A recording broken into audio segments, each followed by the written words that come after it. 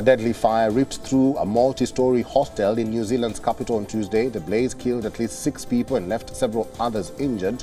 The incident happened at Loafers Lodge Hostel in Central Wellington last night. Towering flames and thick smoke was seen coming out of the hostel's roof.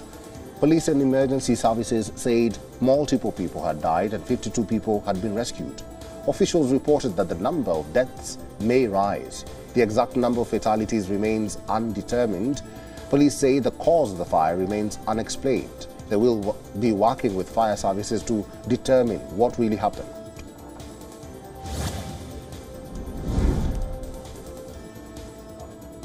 In yet another case of deadly gun violence in the United States, at least 4 people, including the teen gunman, were killed in a shooting in New Mexico State on Monday. The shooter is believed to have acted alone. The gunman is reported to be an 18-year-old. The shooting took place in the residential area of Farmington in New Mexico, near the U.S. border with Mexico.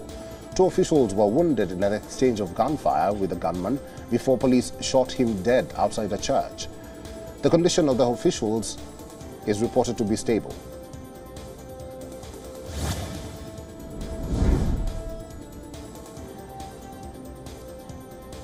San Francisco's District Attorney Brooke Jenkins has released footage of the shooting of Banco Brown by a security guard at Walgreens. Jenkins also revealed that her office was not going to press charges against the security guard. The CCTV video shows Brown getting into a fight with the security guard before breaking free, exiting the store and even being shot. As per reports, Brown was a trans man and worked in his community helping trans youth.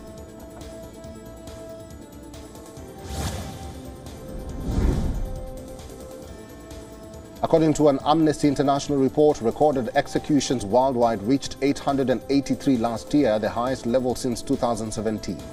Now, according to the report, China was believed to have led the way in the grisly ranking, ahead of Iran with 576 executions, Saudi Arabia with 196, Egypt with 24 executions, and the United States with 18. The death penalty is also used extensively in North Korea and Vietnam, but as with China, figures there remained shrouded in secrecy.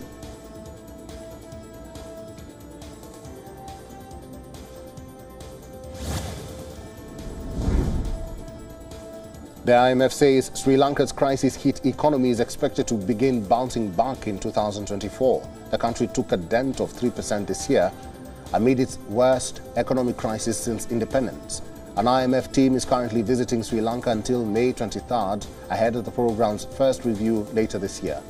They are expected to evaluate the progress made on reform so far and complete an exercise to improve governance and spot weaknesses in 6 key areas of the economy. The Sri Lanka economy's growth forecast of 1.5% next year hinges on economic reforms the country has undertaken and their successful implementation.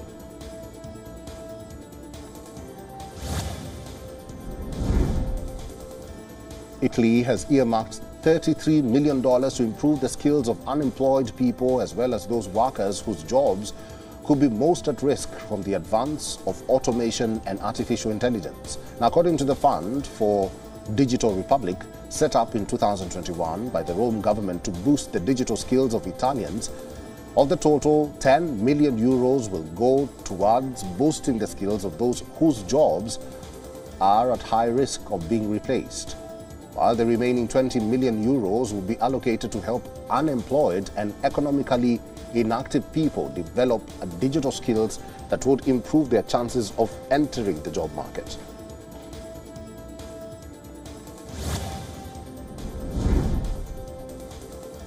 President Joe Biden attended his granddaughter's Macy Biden's graduation ceremony with First Lady Jill Biden and his family at the University of Pennsylvania in Philadelphia.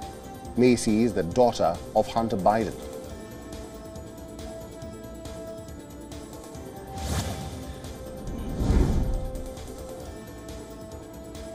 Super Cyclone Mocha wreaked havoc in Myanmar and Bangladesh on Sunday and Monday, laying waste to entire communities before it dissipated. The storm that originated in the Bay of Bengal made landfall between Cox's Bazar in Bangladesh and Myanmar's Sittwe. At least 5 people have been killed and 25 others were injured in Myanmar. There have been no reports of any casualties in Bangladesh. More than 860 houses and 14 health facilities and 7 communication towers were damaged in Myanmar. In Bangladesh, officials reported evacuating nearly 750,000 people and 12,000 houses were fully or partially destroyed.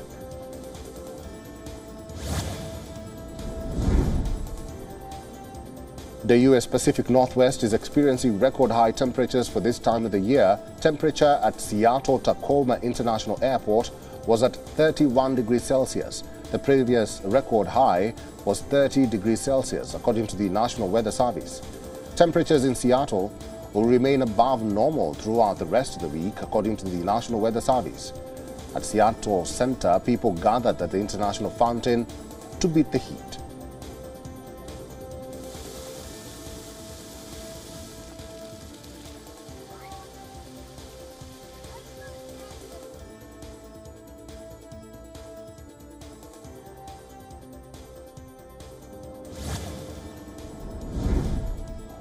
An anemic and malnourished sloth was rescued by national park teams in southern Peru.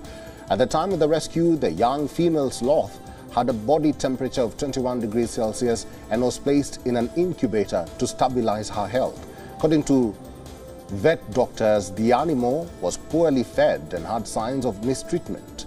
The manager of Peru's National Forest and Wildlife Service said the sloth is recovering and is stable but will remain under observation before being released into the jungle next month.